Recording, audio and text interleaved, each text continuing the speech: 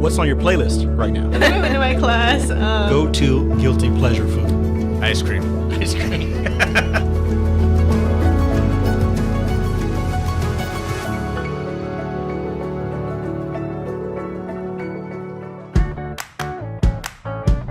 Hi, I'm Dr. Marcia Faustin. I work as a family and sports medicine physician and assistant clinical professor under the Department of Physical Medicine and Rehabilitation at UC Davis Health. I'm also the co-head team physician for UC Davis Division I Collegiate Athletics, team physician for the Sacramento Republic FC, and co-head team physician for the USA Gymnastics Women's National Team. In 2020 and 2024, I was honored to accompany Team USA to the Tokyo and Paris Olympics. As a former Division I track and field athlete, high school gymnast, and volleyball player, I'm invested in the health and healing of athletes of all ages. Welcome to Face to Face, Marcy. Thank you for having me. Glad you're here with us. You know, your job just seems so much more exciting than mine. Well, running a university, that's kind of exciting, probably more stressful. Definitely stressful. But I want to talk about you. You were at the Paris Olympics this summer. I want you to tell me about that experience. And did you have a favorite thing about it? What's Snoop really like in person? Anything you want to share? My greatest regret is that I didn't get to meet Snoop. But he seemed like he was everywhere. He was everywhere, but it was not without effort. Okay. One day. But I got to go to the Tokyo 2020 Olympics during COVID, and there we stayed in a hotel, really had a phenomenal experience. And for these Olympics in Paris, we got to stay in the Olympic Village, and that experience was just phenomenal. You're just seeing the greatest athletes from around the world. You know, and one of my favorite parts was when you'd go to the cafeteria, we all had to eat together. And even though you didn't speak the same language, everyone was still able to communicate. And they're all working towards that same goal. You know they had to overcome hardship and be resilient in order to even be at the Olympics. And so being part of that experience was really incredible. Seems like it built a tremendous community while you're staying there for those 2 weeks or 3 weeks, whatever it is, with people that from around the world who you don't really know well, but all have the same goals.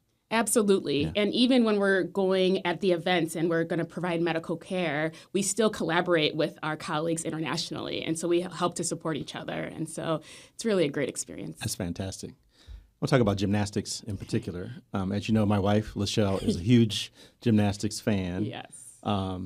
What's it like to work with those young ladies, and especially with the GOAT, Simone Biles? What was that experience like? Yes, I love Lachelle's excitement for gymnastics because I can always share it with her. Taking care of all of those women, Simone plus all the other women, we had 4 repeat Olympians come back, and then Hesley, our newest Olympian. And it's just a blessing to be a part of anybody's journey. And really, it feels similar to my patients that I'll see later today in clinic, because they are allowing you to be a vulnerable part of their story, and we get to support them. And I get to do it on a level and be honored to represent Team USA, but really to watch them overcome, achieve their goals, win the medals. There's no greater feeling. Yeah. Now, speaking of overcoming, Simone in particular has been very open about her mental health struggles, especially in Tokyo where she withdrew. And I think you were involved in those discussions. Correct. Did you give her advice? What did you tell her? How did you interact with her during that those issues?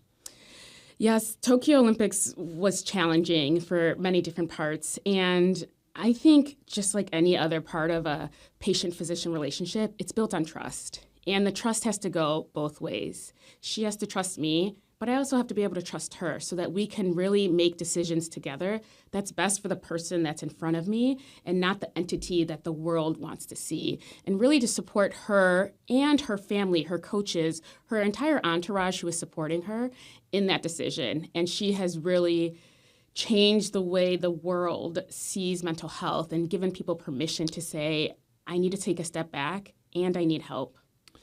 So how do you think athletes should prioritize their mental health with all the things they have to do and all the commitments they have? It's a great question. Even myself as a prior Division I track and field athlete, it's a challenge. And even when we're taking care of these amazing UC Davis collegiate athletes, we really try to emphasize that biopsychosocial approach to taking care of somebody. You're not just an athlete, you're the entire person. And we know your support system and how your mental health is doing will affect how you do not just right now, but what your future looks like. And we want people to really pay attention to it and have awareness so that they know what they can do and learn about themselves to be the best person for themselves. It seems like a lot of that applies to non-athletes as well. Yes. Is there any difference on how you would advise a non-athlete with respect to mental health, or is it very similar? It is very similar. In my clinic up in Sacramento, I see the general population, and really it's the emphasis to give people the time and the space to be heard, to be validated, and then to work towards whatever that goal may be or whatever hardship there may be. Yeah, great advice. I want to talk about UC Davis and sports medicine. Yes. You have a cross-disciplinary team that you work with in our sports medicine program. Can you talk about that experience? Yes. One of my favorite parts of UC Davis and within our sports medicine department, but also just UC Davis Health, is that you're never alone. You know, practicing medicine is very challenging. We always say medicine is humbling. And I know that at any time of the day, I can call any of my colleagues, whether it's my orthopedic colleagues, our spine surgeon, the endocrinologist, the cardiologist. Everybody is working together with the same goal. Let's take care of the person that's in front of us, and how do we do that best?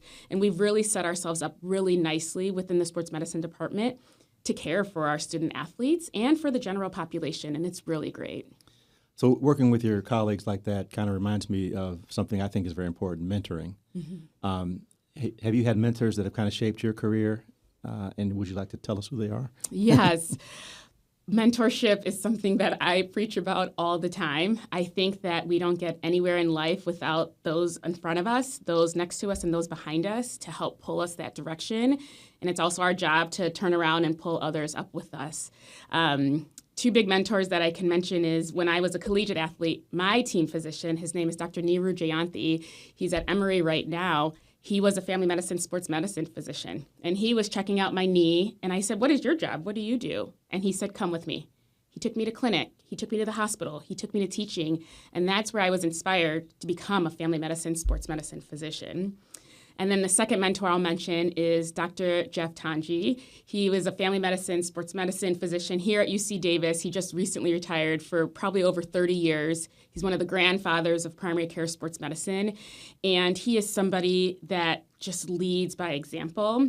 And I think one of the biggest lessons I've learned from him is he doesn't only say, "Sure, Marcia, you can do that." But whenever I propose an idea, if he doesn't feel I'm ready and I'm not going to be as successful as I need to, he'll say, "Why don't we wait on that? Maybe that one's not for you right now." And so I trust him when I don't feel ready to take on a position that he believes in me so I can believe in myself. Yeah, that's very important. Sometimes the best mentoring is telling you what not to do as opposed Exactly. to helping you move forward. You can do both, actually. Are you a mentor yourself right now, and what's that role like? Yes, I mentor a lot of people, a lot of individuals. Because of my job and I'm in many different spaces, I have a lot of people reach out to me, and I really prioritize communicating with all of them, whether it's our undergraduates, because we have intern athletic trainers that are in the athletic training room when I'm in clinic. So I write letters of recommendations for them, or I get to meet with them.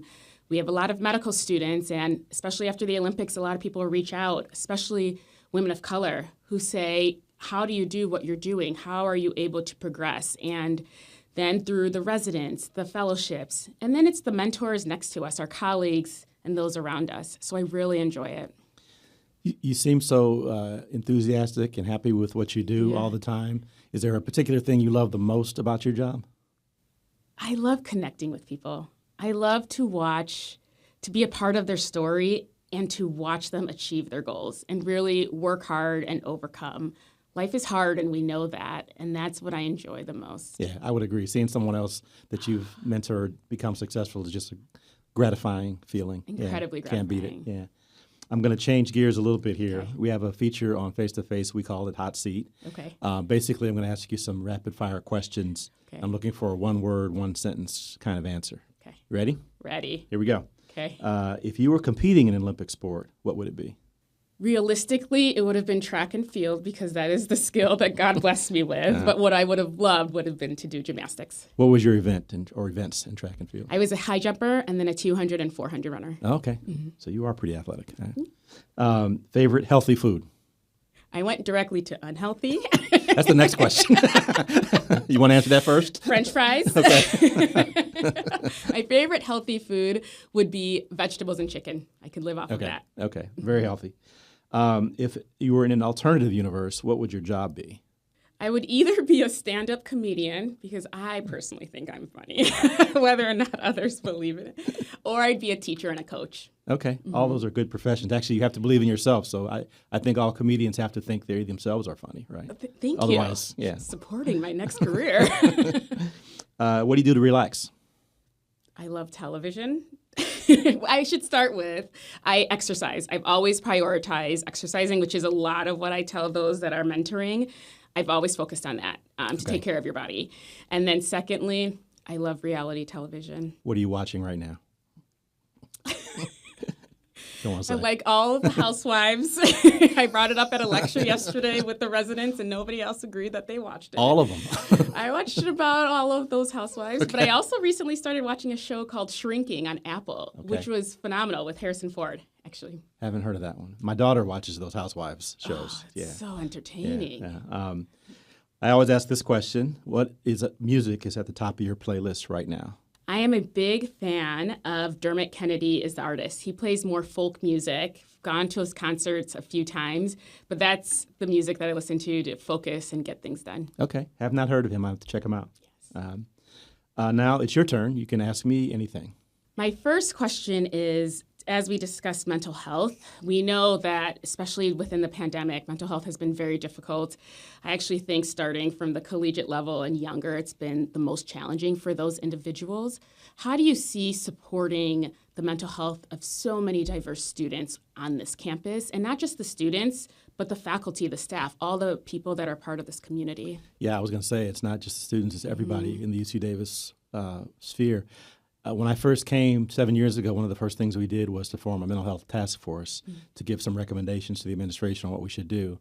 And out of that came an ongoing committee that meets, I think, quarterly now under the directorship or leadership of Dr. Paul Kim.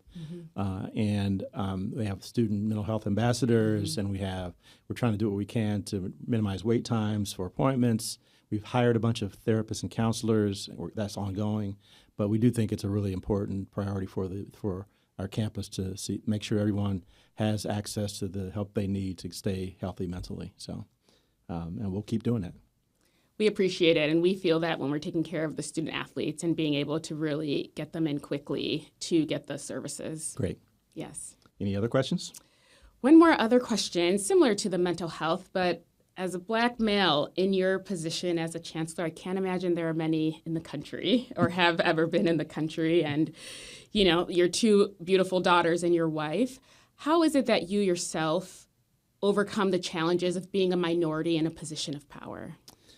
That is a really great question. I get that a lot. I think a big part of it is being persistent and having a great support system. You mentioned my family. That's a big part of that.